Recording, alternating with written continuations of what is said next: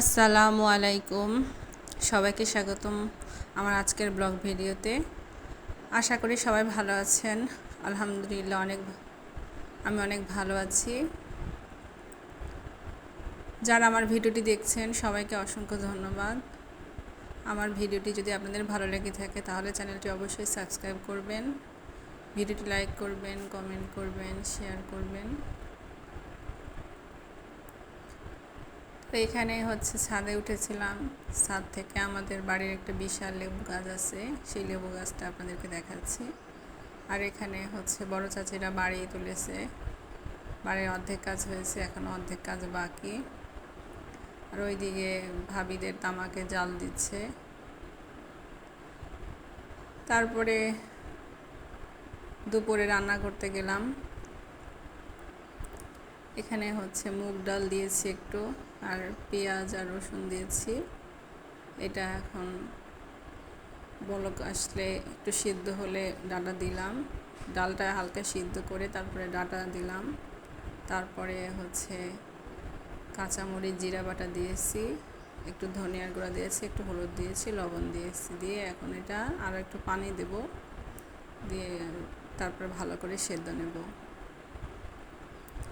তো আজকে আমি আপনাদেরকে কিছু কথা বলতে চাই। আসলে মানুষের জীবনে সুখ কী, সুখ বলতে কি বোঝায়। আপনি ছোটোবেলায় জন্মগ্রহণ করলেন, বাবা মা পড়াশুনো করালো, খাওয়ালো, বড় করালো।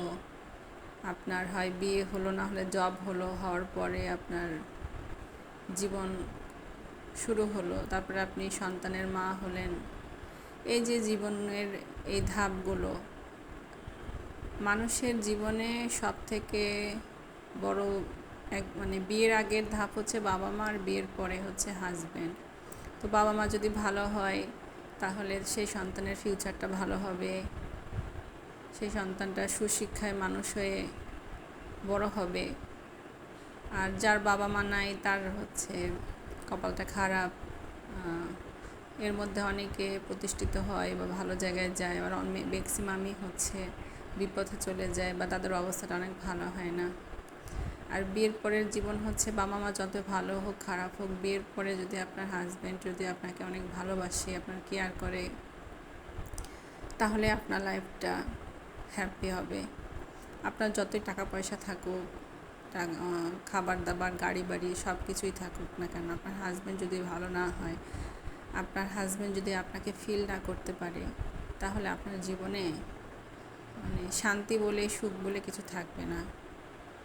তো বিয়ে করার আগে মানুষ আসলে বুঝতে পারে না, আর একটা মানুষকে তো আসলে আগে থেকে চেনা যায় না।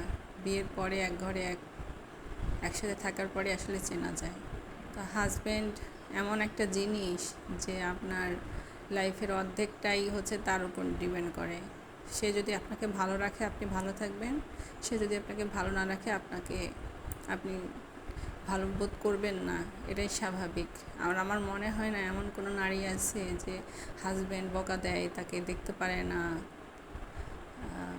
সে খুব সুখে আছে, সে শান্তি অনুভব করে। কেউ নাই। আপনি যতই দামি বাড়ি, দামি খাবার খান না কেন, আপনার হাজব্যান্ড যদি আপনার প্রতি কেয়ারিং না হয়, আপনার অনুভূতিগুলো না বুঝে, আপনার সুখ দুঃখের সাথে না হয়, সে আপনার বিপদের দিনে যদি সে আপনাকে সহানুভূতি না দিয়ে আরও কটূক্তি করে, বাজে কথা বলে, তাহলে আপনি বুঝতে পারবেন আসলে আপনার জীবনটা কেমন। তো বিয়ের আগে আসলে আমরা জানি না জীবনসঙ্গীটা কেমন হবে। আসলে বিয়ের পরে বোঝা যায় যে আপনি সুখের ঘরে আসলেন না দুঃখের ঘরে আসলেন।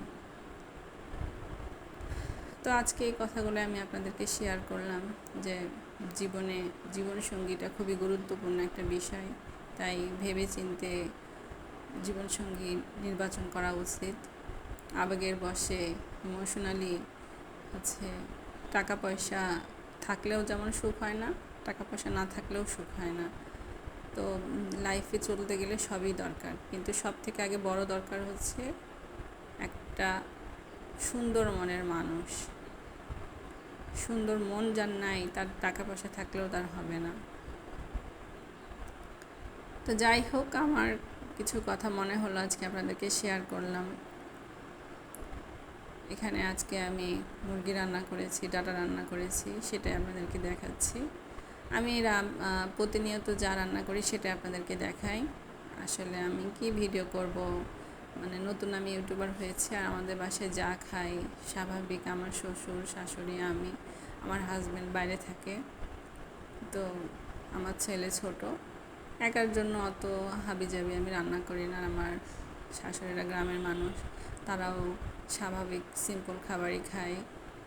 ওইসব রিচ ফুড বা ওসব তারা পছন্দ করে না। আর আমি একার জন্য সময় পাই না, আমি জব করি, তো সেই জন্য সিম্পল খাবারই সবাই যেটা খায় সেটাই রান্না করার চেষ্টা করি।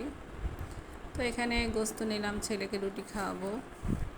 আর আজকে ডাল দিয়ে ডাটা রান্না করেছি, তেলে রেখে আসলাম, এগুলো গুছিয়ে রেখেছি। তার সময় প্রায় হয়ে গেছে। এখানে তরমুজটা কেটে রেখেছি, তরমুজটা খুব একটা ভালো ছিল না, মিষ্টি কম ছিল। শসা, গাজর, খেজুর এগুলো নিয়েছি। আর এখানে এই যে 1 পিস গোস্ত নিয়েছি, হচ্ছে ছেলের জন্য রুটি নিব। ছেলেকে এখন রুটি একটা খাওয়াই দেবো। ইফতারের 5:30 বাজে এখন।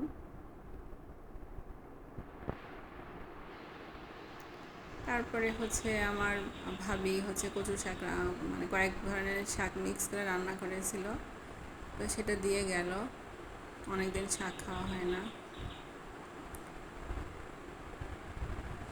এখানে আমার শ্বশুর কলা নিয়ে এসেছে আর সেমাই নিয়ে এসেছে, তো সেগুলো একটু গুছিয়ে রাখছি। তো আজকে এই পর্যন্তই। আমার ভিডিওটি যদি আপনাদের ভালো লেগে থাকে তাহলে অবশ্যই চ্যানেলটি সাবস্ক্রাইব করবেন, লাইক করবেন, কমেন্ট করবেন, শেয়ার করবেন, আমার জন্য দোয়া করবেন যাতে আমি ভালো থাকি আমার পরিবারকে নিয়ে। সবাইকে অসংখ্য ধন্যবাদ। আল্লাহ হাফেজ।